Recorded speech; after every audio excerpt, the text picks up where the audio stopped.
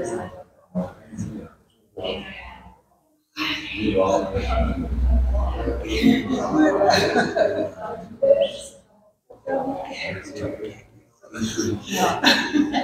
mooi lekker. Bruin is mooi lang. Kleiner aanzet.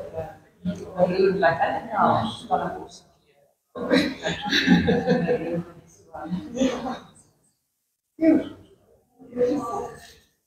Nee, als das ist.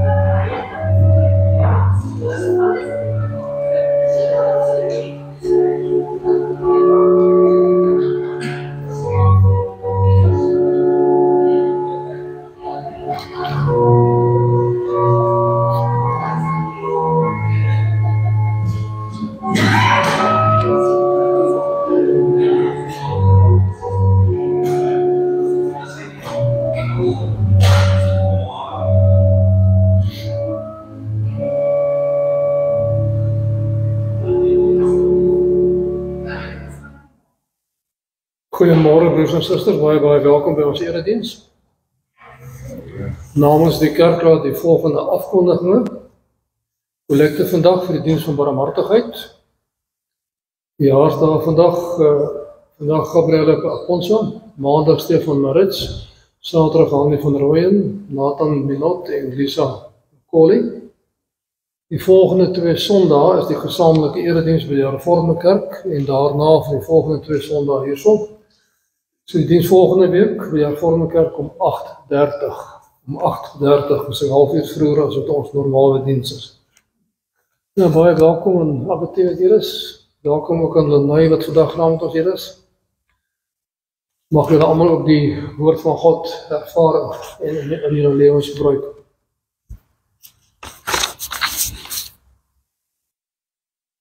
Kom ons sing lied 305, vers 1 en vers 4.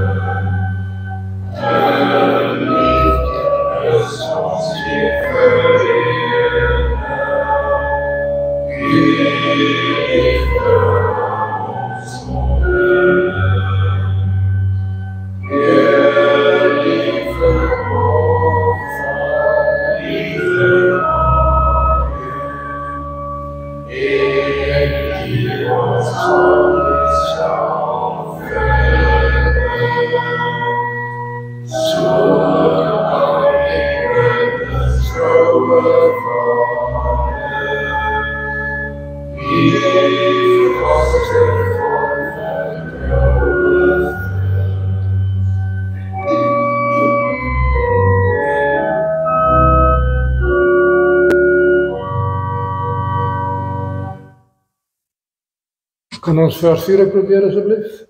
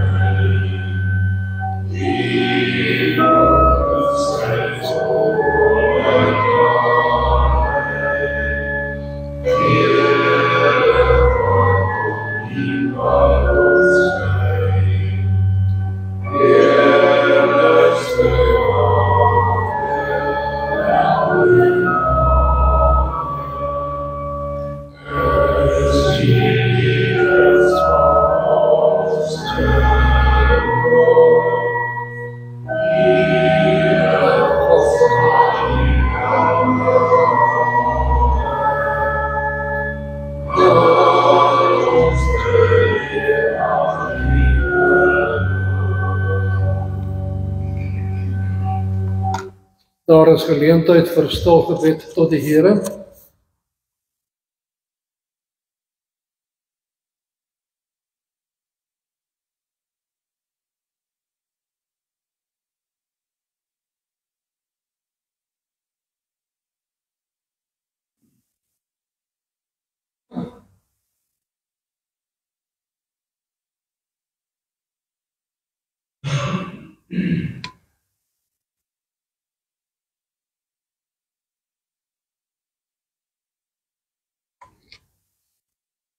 Kom ons sing Psalm 103 vers 7, daarna ontvang ons die seëngroet van die Here en dan loof ons om die eerste vers van Psalm 147.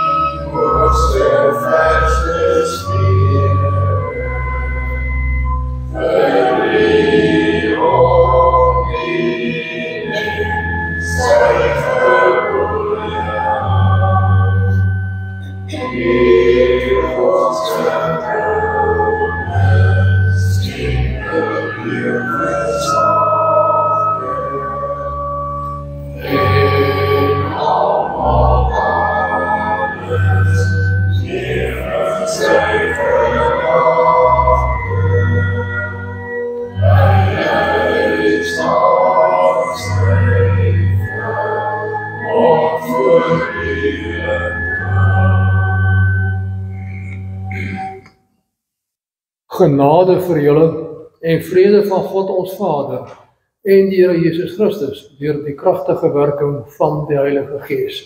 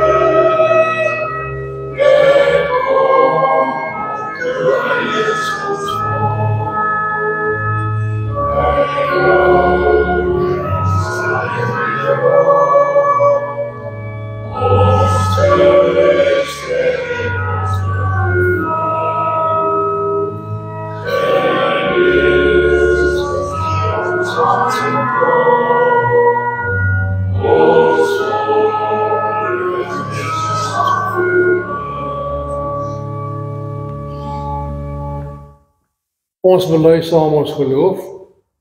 Ek glo in God die Vader, die Almagtige, die Skepper van die hemel en die aarde, en in Jesus Christus, sy eniggebore Seun, ons Here, wat ontvang is van die Heilige Gees, gebore uit die Maagd Maria, wat gelei het, onder Pontius Pilatus gekruisig is, gesterf het en begrawe is. Hy het die lyding van die hel ondergaan.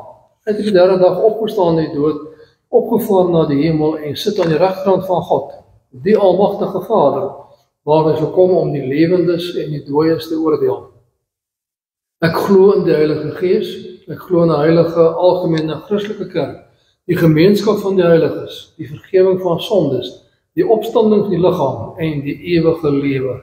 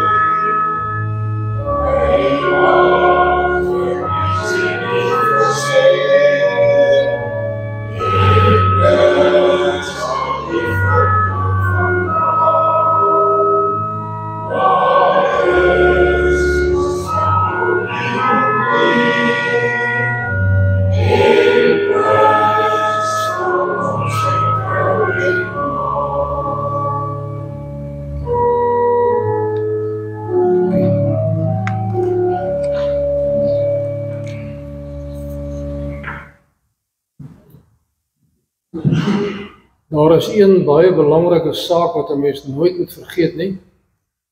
En dis dat alle mense sondig voor God is. Dat alle mense gesondig het en daarom skuldig is aan die ewige dood. Dit bely ons in Dordtse leerreëls. Die eerste hoofstuk, eerste 1 tot 4 paragraaf. Alle mense het aan Adam gesondig en hulle skuldig gemaak aan die vloek en die ewige dood. Daarom sou God niemand verontreg het as dit sy wil was om die hele menslike geslag in sonde en vervloeking te laat bly en vanweë die sonde te veroordeel nie. Daarom leer die apostel, die hele wêreld is vir God onwaardig, almal het gesondig en dit ontbreek hulle in die heerlikheid van God. En die loon van die sonde is die dood. As 'n mens 'n oomblik om jou kyk in die wêreld, dan weet 'n mens, was geen vraag daaroor nie. Die mens is wesenlik inherent sondig, moeswillig, eiewillig, ongehoorsaam en wil net na homself kyk. En daarom is ons skuldig voor God vir die ewige straf. Paragraaf 2, die liefde van God is egter hierin geopenbaar dat hy eniggebore Seun in die wêreld gestuur het, sodat elkeen wat in hom glo, nie verlore mag gaan nie, maar die ewige lewe kan hê. Die heerlike troos dat God besluit het om die mens nie te los in sy sonde nie, maar sy eniggebore Seun te stuur, mens te word, sodat elkeen wat glo, nie verlore mag gaan nie. Om mense tot geloof te bring, stuur God uit loutere goedheid verkondigers met die vreugdevolle boodskap na wie hy wil en wanneer hy wil. Die hulle diens word die mense geroep tot bekering en geloof op Christus, die gekruisigde. Want hoe kan hulle in 'n geloof van wie hulle nie gehoor het nie? En hoe kan hulle hoor sonder een wat preek? En hoe kan hulle preek as hulle nie gestuur word nie? Die woord van God moet uitgaan deur ons lewens, ons voorbeeld en aan almal gebring word om mense te roep tot geloof en bekering. Baie keer hoor die mense dit nie, verhard hulle self, maar dan is die onus op hulle en nie op diegene wat die woord gebring en verkondig het nie. Die toorn van God bly op hulle wat hierdie evangelie nie glo nie. Hulle wat die evangelie egter aanneem en die verlosser Jesus met 'n ware en gelewende geloof omhels, word deur hom van die toorn van God en van die verderf verlos en hy skenk hulle die ewige lewe. Heerlike troos om te weet dat hy vir ons die ewige lewe skenk, as ons glo in Jesus Christus en namens saam die ewige lewe. En omdat ons geroep is, die Heilige Gees afgesonder is, moet ons anders leef as die wêreld. En daarom sê Petrus vir ons, leef as 'n uitverkore volk van die Here. En wat julle gehoorsaamheid aan die waarheid gereinig het, om mekaar as broers ongeveins lief te hê, moet julle mekaar dan ook van harte en vurig lief hê. Julle is immers weergebore, nie uit verganklike saad nie, maar uit onverganklike saad, die lewende en ewige woord van God. Hou nou op met elke vorm van kwaad, met alle bedrog, huichelarij, jaloesie en kwaadpraterij. Soos pasgebore kindertjies smag na melk, moet julle smag na die suiwere geestelike melk, sodat julle daarop opgroei en die saligheid verkry. Julle het immers ondervind dat die Here goed is. Kom na hom toe, die lewende steen, wat deur die mense afgekeur is, maar deur God vir die ereplek uitverkies is. Laat julle as lewende stene opbou tot 'n geestelike huis, om 'n heilige priesterdom te wees en geestelike offers te bring, wat deur Jesus Christus vir God welgevallig is. Julle daarenteen is 'n uitverkore volk, 'n koninklike priesterdom, 'n nasie wat God afgesonder is, die eiendomsvolk van God, die volk wat die verlossingsdade moet verkondig van hom wat julle uit die duisternis geroep het na sy wonderbare lig. Julle was vroeër geen volk nie, maar nou is julle die volk van God. Geliefdes, in die wêreld is julle vreemdelinge en bywoners. Waarom dring we julle daarop aan om nie aan sinnelike begeertes toe te gee nie? Dit verwoes net 'n mens se lewe.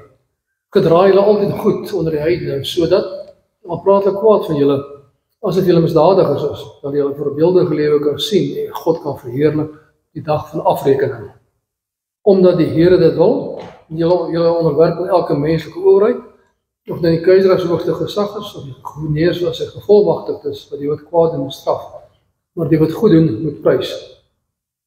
Dis die wil van God dat julle deur goed te doen 'n einde sal maak aan die kwaad wat mense sonder begrip uit onkunde praat. Julle moet alle mense respekteer en julle medegelowiges lief hê. Vrees God, eer die keiser. Ten slotte, wees almal eensgesind, medelydend, liefdevol, goedhartig, nederig. Moenie kwaad met kwaad vergeld of belediging met belediging nie. Inteendeel, antwoord met 'n seënwens, want daartoe is julle geroep, sodat julle die seën van God kan verkry. Ons sing Psalm 32 vers 2, daarna bid ons saam en daarna sing ons vers 4.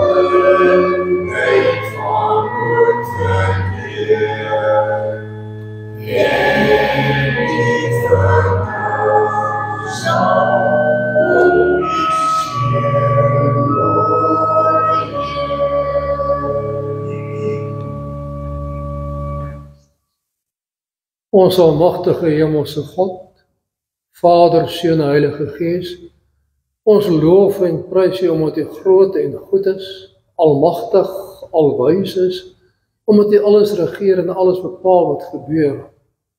Ons dank U ook vir die liefde wat U in ons bewys het in Christus Jesus ons Here. Deur ons uit genade alleen, as kinders van U, te roep en uit te verkies om te leef tot ere van U naam. Ons bely ons sonde en ons skuld voor U. Leider so dikwels struikel, so dikwels liefdeloos optree, so dikwels nog in sonde geheg is.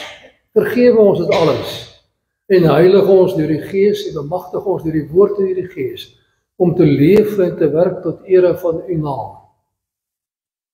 Wil ons nou deur die woord vertroos, versterk, bemoedig, opbou, sodat u naam in alles in verheerlik kan word. Wees u ons naby en gee ons wysheid en insig om te leef tot ere van u naam.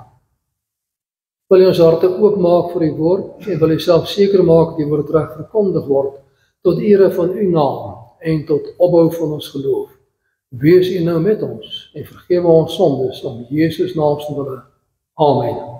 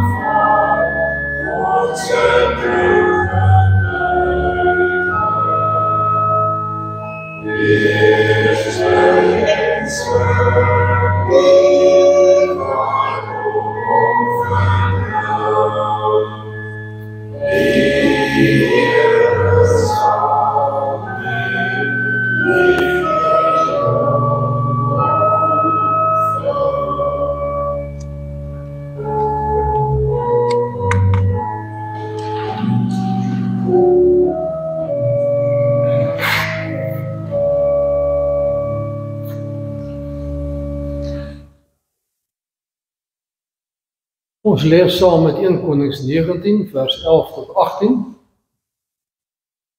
U ken almal die geskiedenis van Elia en sy gebed om droogte. En hoe daarna by die berg Karmel aangetoon het dat God alleen ware God is. En daarna was hy totaal moedeloos, hy het gevlug, want hy het gehoor Jezebel wil hom doodmaak. Die Here hom gelei tot by 'n grot. Maar die Here sê vir Elia, kom uit en gaan staan op die berg voor my. Die Here, ek wil verbygaan. Skielik was daar 'n baie sterk wind wat die berg stukkend geruk en die rotse gebreek het voor die Here. Maar die wind was die Here nie. Na die wind was daar 'n aardbewing. Maar die aardbewing was die Here nie. Na die aardbewing was daar 'n vuur, maar in die vuur was die Here nie. En na die vuur was daar 'n fluistering in die windstilte. Toe Elia dit hoor, sy gesig het sy mantel toegemaak en die bek van die grot gaan staan. Toe hoor hy 'n stem wat vir hom sê, wat maak jy hier, Elia? Hy het geantwoord, ek het my met hart en siel gewy aan u saak, Here almagtige God. Die Israeliete het die verbond met u verbreek, dat die altare afgebreek en die profete doodgemaak. Net ek het oorgebly, en hulle soek my om my ook om die lewe te bring. Maar die Here sê vir hom, draai in jou spore om na Damaskus woestyn toe. En as jy daar aangekom het, met die Vergaziel self tot koning van Aram, jy moet ook vir Jehu seun van Nimsi self tot koning van Israel, en vir Elisa seun van Safat uit Abel, Mechola met jouself tot profeet om jou op te volg. Dan sal dit so wees, die Vergaziel se swaard vrysbring, Jehu sal hom doodmaak, die Jehu se swaard vrysbring, Elisa sal hom doodmaak, maar ek sal in Israel die 7000 laat oorbly, wat nie die Baalbeeld aanbid het. Lukas 9, vers 23 tot 62, die verheerliking van Christus en wat daarna gebeur het. Toe het hy vir almal gesê, as iemand agter my aan wil kom, moet hy homself verloon, elke dag sy kruis opneem en my volg. Want elkeen wat sy lewe wil behou, sal dit verloor, maar elkeen wat sy lewe om my ontwil verloor, sal dit behou. Wat help het 'n mens as die hele wêreld as wins verkry, maar homself verloor of te gronde gaan? Elkeen wat hom vir my en my woorde skaam, vir hom sal die seun van die mens hom skaam wanneer hy kom, bekleed met sy heerlikheid en die heerlikheid van die Vader en van die heilige engele. Ek sê vir julle die waarheid, daar is party van julle hier staan wat beslis nie sal sterf voordat hulle die koninkryk van God gesien het nie. Omtrent 8 dae nadat Jesus hierdie woorde gesê het, het hy vir Petrus en Johannes en Jakobus saamgeneem op die berg om te gaan bid. Terwyl hy bid, het die voorkoms van die gesig veranders geword as die klere skitterend wit. Skielik was daar 2 manne wat nog gepraat het. Dit was Moses en Elia. Hulle het in die hemelse glans verskyn en met hom gepraat oor sy uittog wat hy in Jerusalem sou voltooi. Petrus en die ander het intussen vas in slaap geraak en toe hulle wakker word, sien hulle die hemelse glans van Jesus en ook die 2 manne wat by hom staan. En die manne aanstaltes maak om van hom weg te gaan, sê Petrus vir Jesus: Here, dit is goed dat ons hier is. Laat ons 3 hutte bou. Een vir u, een vir Moses en een vir Elia. Hy het nie geweet wat hy sê nie. Terwyl hy nog praat, kom daar 'n wolk en gooi sy skade weer oor hulle. Toe die wolk hulle insluit, het die disippels bang geword. Daar kom toe 'n stem in die wolk wat sê: Dit is my seun wat ek uitverkies het. Luister na hom. Toe die stem praat, merk hulle dat Jesus alleen daar is. Dat hierdie oorstal gebly in daardie tyd vir niemand anders enigiets vertel van wat hulle gesien het. Die volgende dag, toe hulle die berg afkom, het 'n groot klomp mense Jesus tegemoet gekom. Meteens roep daar 'n man uit die skare: Meneer, ek smeek u, kyk bietjie na my seun. Hy is my enigste kind. 'n Gees pak hom onverwags beet, dan gaan hy skielik aan die skreeu en hy kry stuiptrekkings en skuim in die mond. Die gees sou aanhou om hom te verniel en laat hom nie maklik weer los nie. Ek het die disippels besmeek om die gees uit te dryf, maar ek kon nie. Toe antwoord Jesus: Ongelowige, ontaarde geslag. Hoe lank nog moet ek by julle wees en julle verdra? Bring jou seun hier. Terwyl die seun nog aankom, gooi die bose gees op die grond neer en laat hom bewe gestig en geskry. Maar Jesus het die onreine gees skerp aangespreek. Die kind gesond gemaak en aan sy pa teruggegee. Almal was verslae oor die grootheid van God. Terwyl almal verbaas was oor alles wat Jesus gedoen het, sê sy disippels: Wat julle betref, hou hierdie woorde goed in gedagte. Die seun van die mens gaan in die hande van die mense oorgelewer word. Ons het die uitspraak nie verstaan nie. Die betekenis daarvan was hulle bedek, so hulle het nie kon begryp nie. Maar hulle was te bang om Jesus daaruit te vra. Daar het 'n stryery onder hulle ontstaan oor wie van hulle die belangrikste is. Jesus het geweet met watter gedagtes hulle besig was. Hy trek 'n kindjie nader om langs hom te kom staan. Toe sê hy vir hulle: Elkeen wat hierdie kindjie in my naam ontvang, ontvang my. En elkeen wat my ontvang, ontvang hom wat my gestuur het. Wie die minste onder julle almal is, hy is groot. Toe sê Johannes: Here, ons het iemand gesien wat in u naam bose geeste uitdryf, en ons het hom probeer keer, omdat hy nie saam met ons volg nie. Maar Jesus sê vir hom: Moet hom nie keer nie, want wie nie teen julle is nie, is vir julle. Die tyd nader kom dat Jesus in die hemel opgeneem sou word, het hy vasbeslote die reis na Jerusalem toe begin en boodskappers vir hom uitgestuur. Hulle het vertrek in die dorp van Samaritane gekom om daar vir hom verblyf te reël. Maar die inwoners wou hom nie ontvang nie, omdat hy na Jerusalem toe op pad was. Die 2 disippels, Jakobus en Johannes, het sien, sê hulle: Here, wil u hê ons moet vir die hemel afroep om hulle te verteer? Maar hy het omgedraai en hulle skerp tereggewys. Daar het hulle die reis voortgesit na 'n ander dorp toe. Terwyl hy pad was, sê iemand vir hom: Ek sal u volg waar hy ook al gaan. Toe sê Jesus vir hom: Jakkals het gate en voëls het neste, maar die seun van die mens het nie in sy rusplek vir sy kop nie. Aan die ander een sê hy: Volg my. Maar hy antwoord: Here, laat my toe om eers terug te gaan om my pa te begrawe. Toe sê Jesus vir hom: Laat die dooies hulle eie dooies begrawe, maar gaan verkondig jy die koninkryk van God. Nog een het gesê: Ek sal u volg, Here, maar laat my toe om eers my familie by die huis te gaan groet. Toe sê Jesus: Iemand wat die hand in die ploeg geslaan en aan 'n omkyk na wat agter is nie geskik vir die koninkryk van God nie. Verskoon tog. Filippense 2 vers 5 tot 11. Dieselfde gesindheid moet in julle wees, wat daar ook in Christus Jesus was. Hy wat in gestalte van God was, het sy bestaan op God gelyke wys en nie beskou as iets waaraan hy vasklem nie. Maar hy het homself verneder deur die gestalte van 'n slaaf aan te neem en aan mense gelyk te word. En toe as mens verskyn het hy homself verder verneder. Hy was gehoorsaam tot die dood, ja, die dood in die kruis. Daarom het God hom ook tot die hoogste eer verhef, naam gegee wat bo elke naam is, so die naam van Jesus elke kind wat in die hemel en op die aarde en onder die aarde is, die knie sou buig en elke tong sou erken: Jesus Christus is Here, tot eer van God die Vader. Ons teksverse, Lukas 9 vers 62, toe sê Jesus, iemand wat die hand in die ploeg slaan, en ander omkyk na wat agter is nie geskik vir die koninkryk van God nie. Geliefde broers en susters in ons Here Jesus Christus, Christus vra nie meer van jou as wat hy bereid was om self te gee nie. Trouwens, hy het baie meer gegee as wat hy van ons vra. En daarom om hom te volg, vereis om 'n diensknegt te wees, liefde te betoon aan jou vyande en dan bo jou eie mooi huis, sosiale belang en familie te stel.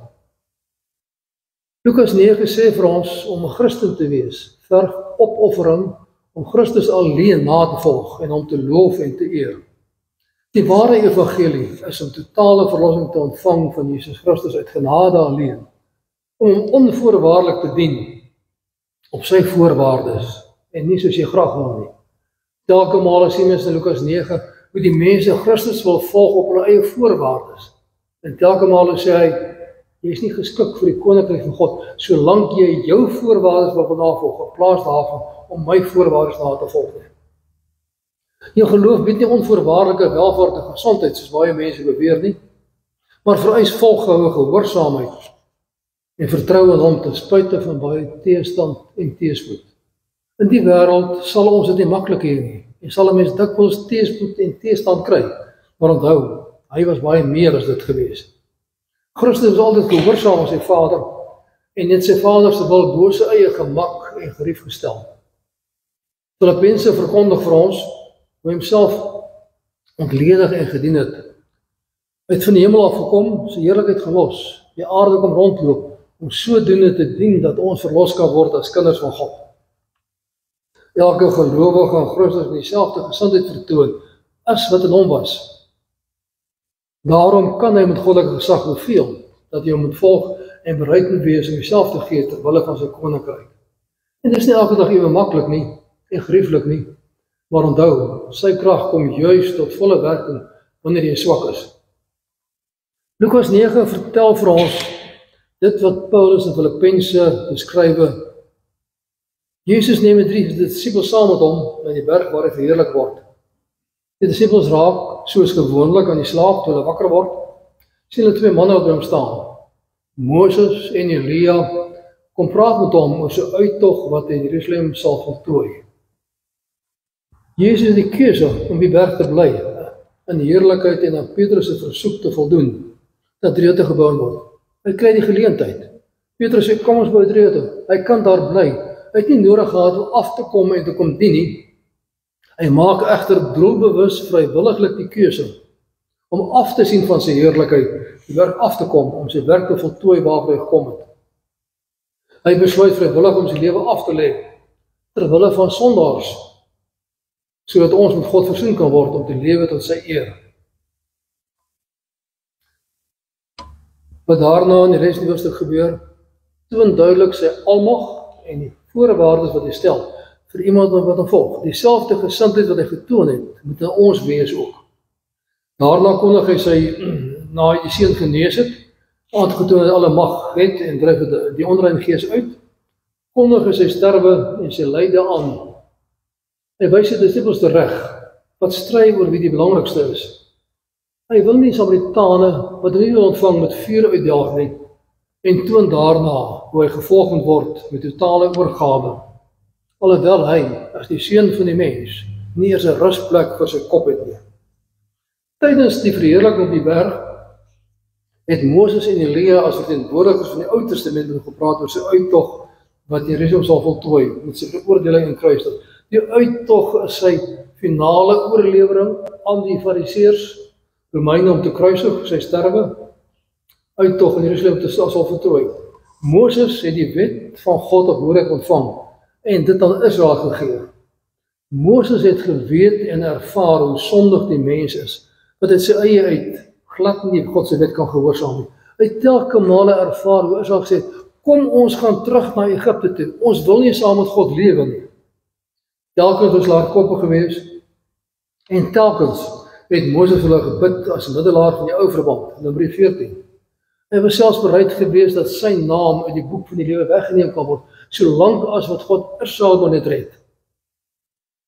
Moses, wat wetgewer is, bevestig aan Christus dat hy alleen volmaak gehoorsaam kan wees om aan die geregtigheid van God te voldoen en die straf die sonde te dra. Alleen Christus gee vir ons die moontlikheid om verlos te word. Dit bevestig Moses. Elia, wat so hard gestry het in die afgodedienste Israel, praat met Christus oor die noodsaaklikheid van sy lyde en sterwe.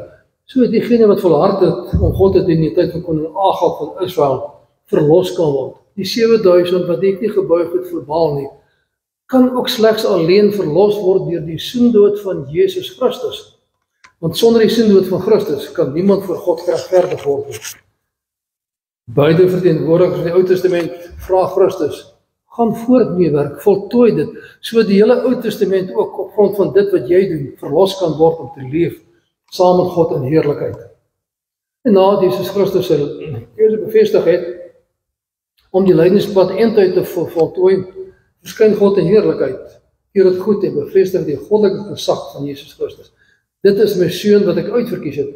Luister na. Christus tree met goddelike gesag op, want hy is bevestig deur die Vader. Dit bevestig ook die intieme verband tussen Vader en Seun en roep elkeen om te luister na dit wat Jesus sê. Jesus bevestig daarna sy gesag deur die Seun te genees van die onrein gees, nadat hy die mense ongeloof verwyd het. Hy het alle mag in die hemel en op aarde en ook die mag om sy lewe af te lê en weer op te neem. En typies menslik, Christus is besig met sy totale voltooiing van sy werk. Argumenteer die disippels onder mekaar, wie is tog die belangrikste? So 'n onbenullige klein saakie, terwyl Christus besig is om sy lewe te wil gee ter wille van sondermense. Nee, hy weet waarmee hulle besig is en wys hulle terug deur 'n kindjie langs hom te laat staan. Wie so 'n onbelangrike kindjie ontvang hom. Wie die minste is waarlik groot, hy kan oorgawe dien. Belangrik, Christus wat alles gehad het, heerlikheid, is bereid om te dien. En daarom eis hy ook van ons om nie belangrik te wees nie, maar altyd klein te wees, diensknegt tot ere van sy hom. Wie die minste is waarlik groot, hy kan te oorgawe dien. Grootheidswaan verhinder jou om werklik waar te dien. En elkeen is geroep om te dien. En moenie jou eie voorkeur op ander afdwing nie. Want Christus sê, wie nie teen julle is nie, is vir julle. Hulle sê vir hom, daar is iemand wat jou verkondig het, maar ons is aan volg nie. Hy is nie deel van ons groep nie. Dan sê Christus baie duidelik, sluit almal in, laat almal wat wil, glo en lewe saam met my. En dan wil Jakobus en Johannes baie streng die dorpie teregwys wat weier om Christus te ontvang. Hulle vra vir hom, moet ons vuur uit die hemel afbid om hierdie dorpie te verwoes, wat jou nie wil ontvang nie? Hy wys hulle baie streng tereg.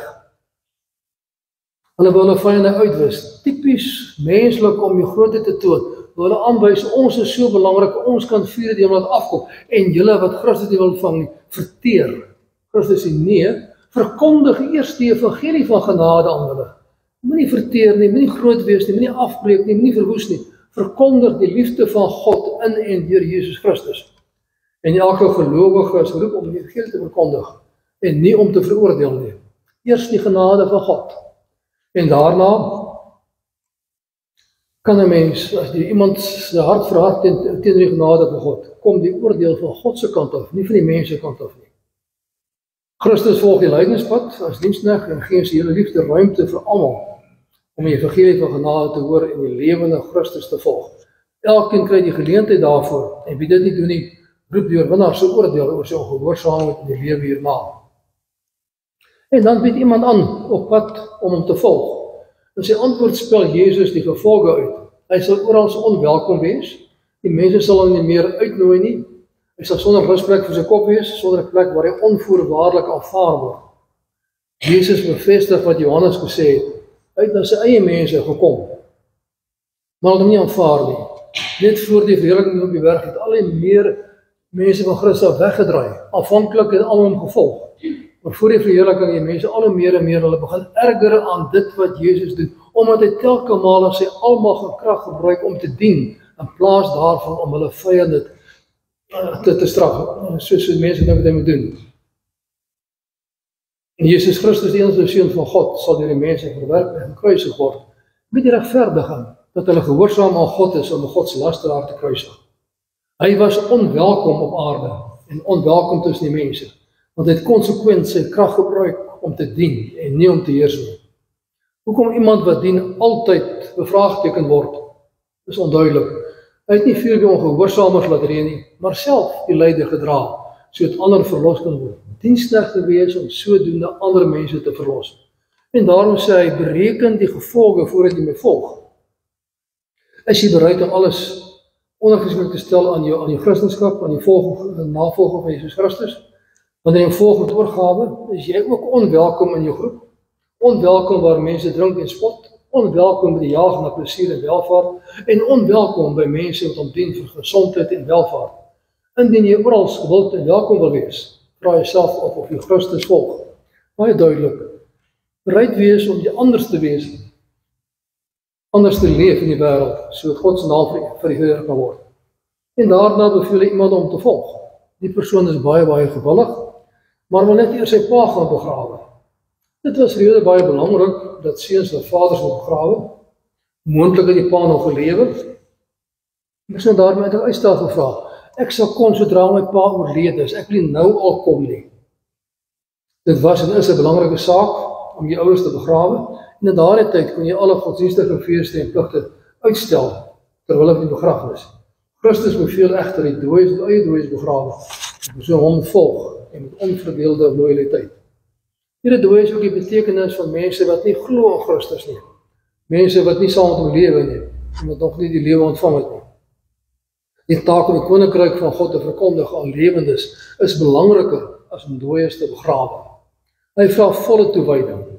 Niks mag meer belangrik wees as om Jesus te volg nie. En hierdie man is nog nie die einde van sy eie pad nie, en daarom nie geskik vir die koninkryk nie.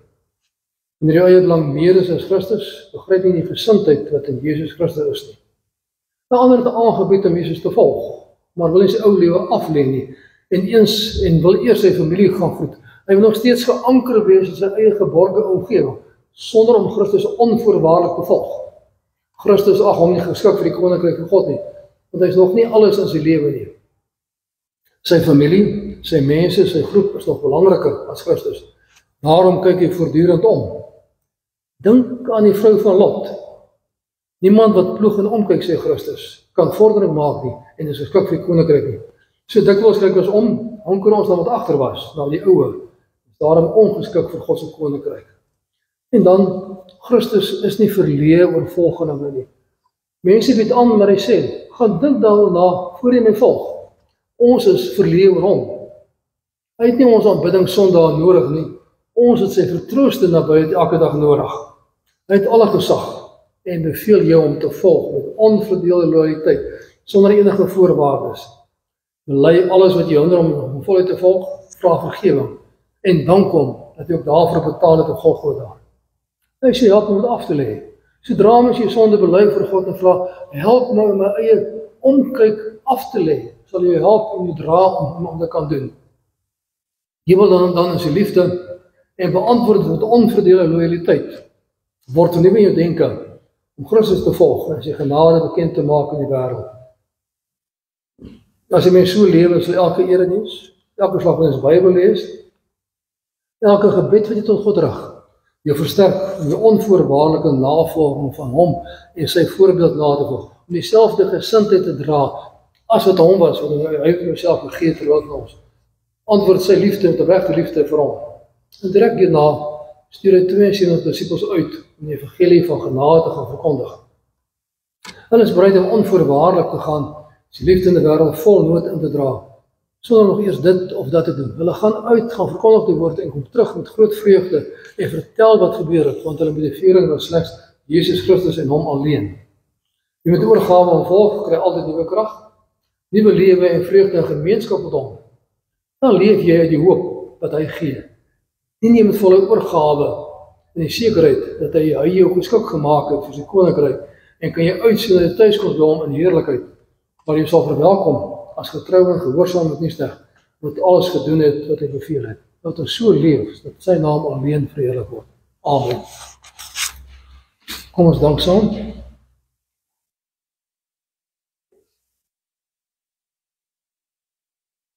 Ons Vader wat in die hemel is, wat 'n heerlike genade voorreg om alles vir U te kan vra.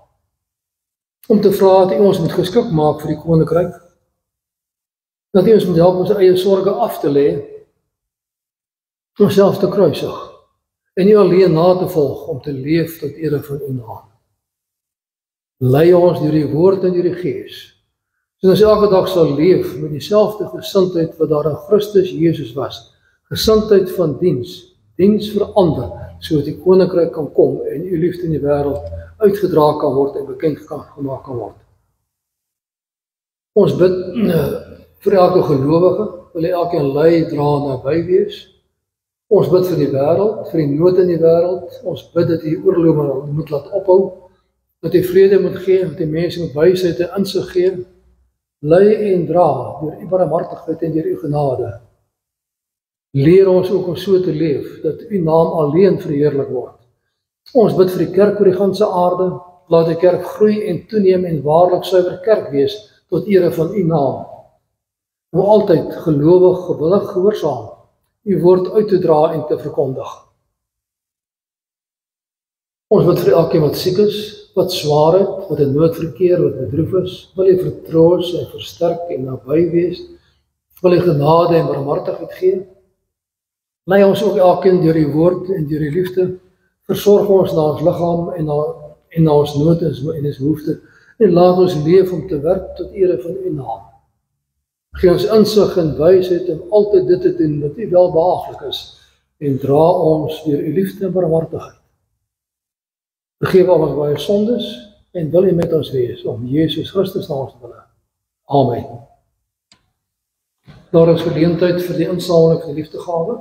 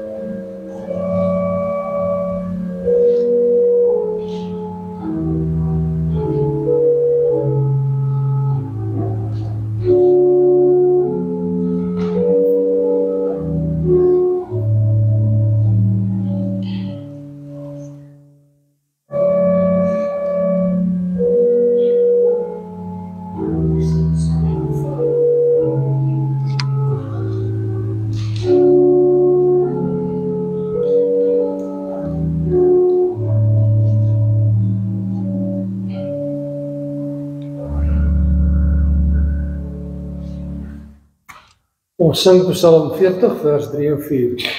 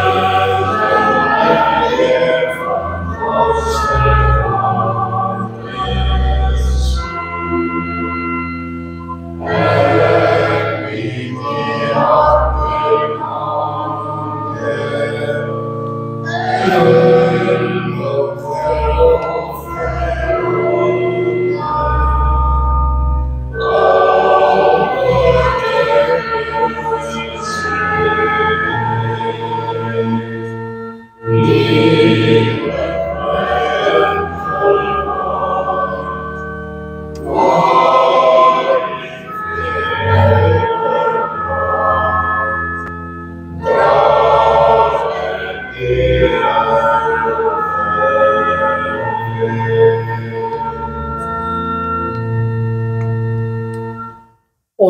die seën van die Here, die genade van Here Jesus Christus en die liefde van God en die gemeenskap van die Heilige Gees sal by elkeen van julle wees.